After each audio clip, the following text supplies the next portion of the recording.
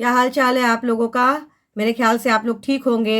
तो आज हम लेकर के आए हैं आज का जो नीट का पेपर हुआ था, जिसके लिए आप सब लोग बहुत एक्साइटेड हैं। उसके कुछ 5 क्वेश्चंस लेकर के आए हैं, थोड़ा थोड़ा करके बताएंगे जिससे आपको भी कन्फ्यूजन ना हो। तो चलिए पेपर डिस्कस करते हैं बिना समय बर्बाद किए हुए। तो इससे पहला क्वेश्चन है, एक तमाम सेट्स के क्वेश्चन है, उसमें से पहला क्वेश्चन जो हमारे पास जो सेट है, और कई सारे सेट्स का भी करवाएंगे आपको, तो अभी जो सेट हमारे पास अवेलेबल है वो हम आपको करवा रहे हैं। तो पहला क्वेश्चन है कि lecithin a small molecular weight organic compound found in living tissues is an example of. वो बोल रहा है कि लेसिथिन जो है, जिसका मॉलिक्यूलर वेट का एक पर्टिकुलर मॉलिक्यूलर वेट का ऑर्गेनिक कंपाउंड है जिसका मॉलिक्यूलर वेट काफ़ी कम है, वो किसका एग्जाम्पल है? तो वो बेसिकली फॉस्फोलिपिड्स का एग्जाम्पल होता है, क्योंकि फॉस्फोलिपिड्स जो होते हैं, और ये लेसिथिन की अगर हम बात करें तो इसका एग्जाम्पल क्या क्या है? फॉस्फोटाइडल कोलिन है, फॉस्फोटाइडल इथेनॉलोमीन है, फॉस्फोटाइडल इनोस्टियोल है। तो ये सारे जो है फॉस्फोलिपिड्स है, मतलब इसके अंदर लिपिड्स भी है और फॉस्फेट ग्रुप उसके अंदर अटैच्ड है। तो लेसिथिन ग्लिसराइड्स नहीं है, ग्लिसराइड्स एक तरीके के कार्बोहाइड्रेट्स हैं, कार्बोहाइड्रेट्स है नहीं, क्योंकि कुछ भी कार्बोहाइड्रेट इसका नहीं है, और अमीनो एसिड्स यानी प्रोटीन से रिलेटेड इसका कोई काम नहीं है। तो इसका first option phospholipid is the correct option. तो बच्चों कैसा हुआ आप लोगों का पेपर? ये तो मैंने पूछा ही नहीं, अभी पूछ लेते हैं। और हम पेपर डिस्कस करने में थोड़ा सा ज़्यादा इंटरेस्ट हमको आ रहा है कि आप लोगों ने क्या किया, कैसे किया, लेकिन उम्मीद करते हैं कि आप सब लोगों का पेपर बहुत अच्छा हुआ होगा, आप सब लोगों की तैयारियां रंग लाएगी। तो ये पहला हो गया क्वेश्चन। दूसरा क्वेश्चन दे रहा है, बहुत आसान क्वेश्चन है। These are regarded as the major causes of biodiversity loss. Biodiversity loss का मेजर रीज़न क्या है? तो बायोडाइवर्सिटी का मतलब होता है कि जितनी भी जितना आप पूरा उसमें जितनी भी वो है लाइफ है, जितने भी लिविंग ऑर्गेनिजम्स हैं, उसका जो लॉस हो रहा है उसका रीज़न क्या है? पहला देखो, ओवर एक्सप्लॉयटेशन, बिल्कुल सही जवाब है, क्योंकि इंसान क्या कर रहा है, पूरी तरीके से एक्सप्लॉयट कर ले रहा है। तो ओवर एक्सप्लॉयटेशन इसका तो सही जवाब है कि हम लोग एक्सप्लॉयट करके उनको ख़त्म कर दे रहे हैं, लॉस कर दे रहे हैं बायोडाइवर्सिटी का। दूसरा ऑप्शन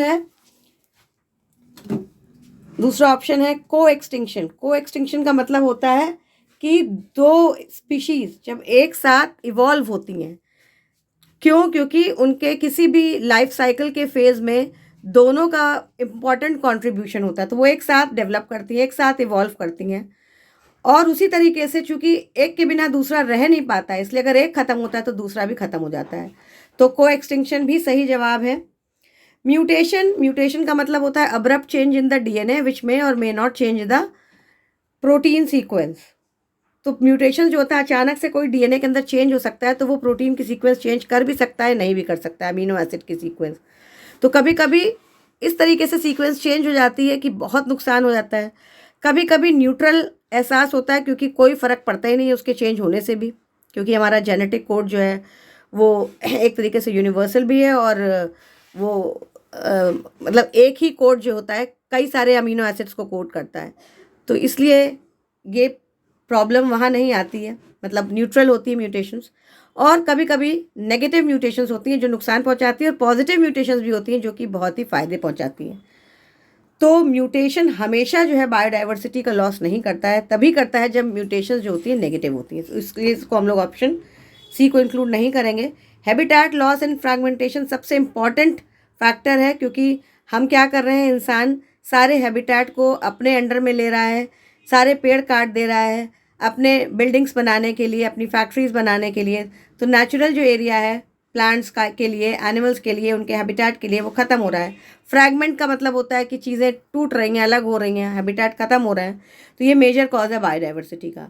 माइग्रेशन तो फ़ायदा भी हो सकता है, क्योंकि जैसे बर्ड्स वगैरह की बात करें तो एक जगह से दूसरी जगह बर्ड्स जाती हैं, माइग्रेट करती हैं, तो उनको फ़ायदा मिलता है, लॉस नहीं होता है, बल्कि उनकी लाइफ स्पैन बढ़ जाती है। तो ओवर एक्सप्लॉयटेशन हो गया, को एक्सटिंक्शन हो गया, और हैबिटेट लॉस हो गया। तो इसका ऑप्शन थर्ड ऑप्शन है A B and D only. Mutation इसलिए नहीं क्योंकि फ़ायदेमंद म्यूटेशन भी होती हैं, और माइग्रेशन इसलिए भी नहीं क्योंकि माइग्रेशन जो होता है वो बेसिकली हेल्प करता है और ग्रो करने में। नेक्स्ट क्वेश्चन पे आते हैं, थर्ड क्वेश्चन पे 103 पे, which one of the following is not a criteria for classification of fungi.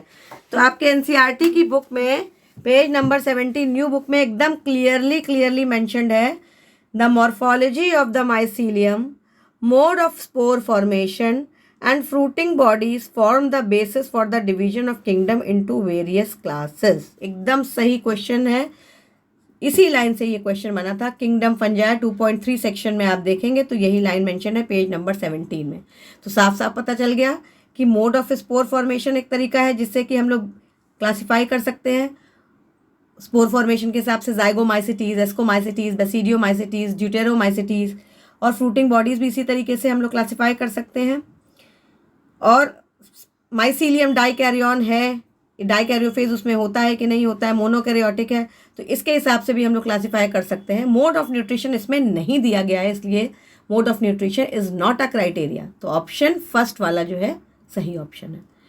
अब ये जेनेटिक्स का क्वेश्चन आ गया। इसमें देखो कहा जा रहा है कि पिंक फ्लावर स्नैपड्रैगन प्लांट को हम क्रॉस करते हैं रेड फ्लावर स्नैपड्रैगन के साथ में, तो कौन सी फिनोटाइप्स ऑब्जर्व होती हैं। फिनोटाइप्स का मतलब हुआ जो ऑब्जर्वेबल कैरेक्टरिस्टिक्स होती हैं, आप सब लोगों को पता ही होगा। और यहाँ पर इनकम्प्लीट डोमिनेंस शो करता है स्नैपड्रैगन, इसका मतलब पिंक फ्लावर जो है वो हेट्रोजाइगस कंडीशन को बिलोंग करता है। तो अगर हम लोग आर से उसकी अलील को रिप्रेजेंट कर रहे हैं तो capital R small R represent करेगा पिंक फ्लावर, और कैपिटल आर रिप्रेजेंट करेगा रेड फ्लावर, और स्मॉल आर रिप्रेजेंट करेगा वाइट फ्लावर।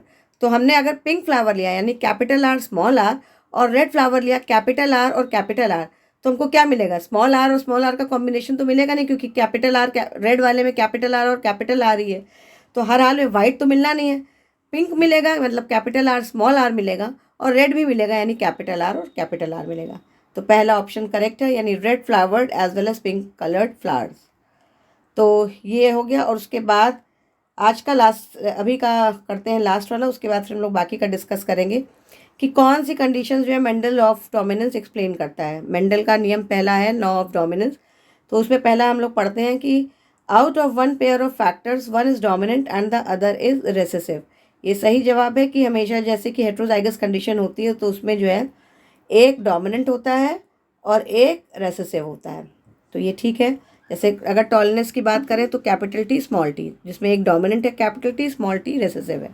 दूसरा जो है alleles do not show any expression and both the characters appear as such in F2 generation. गलत है ये, क्योंकि alleles जो है अपना एक्सप्रेशन ज़रूर दिखाती हैं, और ज़रूरी नहीं कि हर कैरेक्टर उभर करके सामने आए। F2 में आ जाता है वो अलग बात है 25% में, लेकिन हर अलील अपना कैरेक्टर शो करती है। Does not show any expression मतलब शो करती है वो। थर्ड ऑप्शन पे आते हैं, factors occur in pairs in normal diploid plants. Pair में होते ही हैं, आपको पता है कि अलील हमेशा पेयर में होती है, तो ये भी सही है, फैक्टर्स को अलील्स भी कहते हैं। उसके बाद डी है, the discrete unit controlling is called factor. जो किसी खास कैरेक्टर को कंट्रोल करता है डिस्क्रीट यूनिट, वो फैक्टर कहलाता है, ये भी ठीक है, मेंडल ने बोला था ये। और लास्ट ऑप्शन जो है, expression of only of one of the parental characters found in a monohybrid cross. Monohybrid का मतलब हुआ एक कैरेक्टर और दोनों पेरेंट्स को हम लोग होमोजाइगस लेंगे। अगर हम लोग टॉल और डॉर्फ लेंगे तो कैपिटल टी स्मॉल टी, और इससे बनने वाला जो हाइब्रिड होगा वो मोनोहाइब्रिड क्रॉस होगा, कैपिटल टी स्मॉल टी। तो कह रहा है कि expression of only one of the parental, तो केवल एक ही पेरेंटल कैरेक्टर एक्सप्रेस होता है, क्योंकि स्मॉल टी के पास अपना खुद का पेयर नहीं होता कि हम डॉर्फ कंडीशन शो करें। तो कैपिटल टी के साथ है मतलब डोमिनेंट के साथ है, इसलिए वो हमेशा टॉलनेस शो करता है। तो F1 में यूजुअली टॉल कैरेक्टर या जो डोमिनेंट कैरेक्टर है वही शो होता है। तो आपके ऑप्शंस ए करेक्ट है, सी करेक्ट है, डी करेक्ट है और ई करेक्ट है, बाकी बी करेक्ट नहीं है। तो first option is the correct option.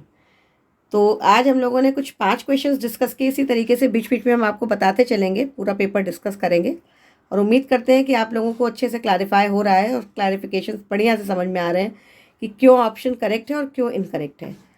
तो आप लोग हार मत मानिए, जिनका अच्छा हुआ है बहुत अच्छी बात है, जिनका अच्छा नहीं हुआ है वो हार ना माने। यही एक बहुत बड़ी बात है कि आप लोगों ने एग्ज़ाम दिया है और आप अगली बार के लिए अभी से तैयारी स्टार्ट कर दें। बाकी के लेक्चर्स वगैरह हम अपने वीडियोस में दे ही रहे हैं, आप उसको भी रेफ़र कर सकते हैं। चलिए, ऑल द बेस्ट आप सब लोगों को। बाकी के क्वेश्चंस के साथ हम लोग कल मिलेंगे। Bye bye.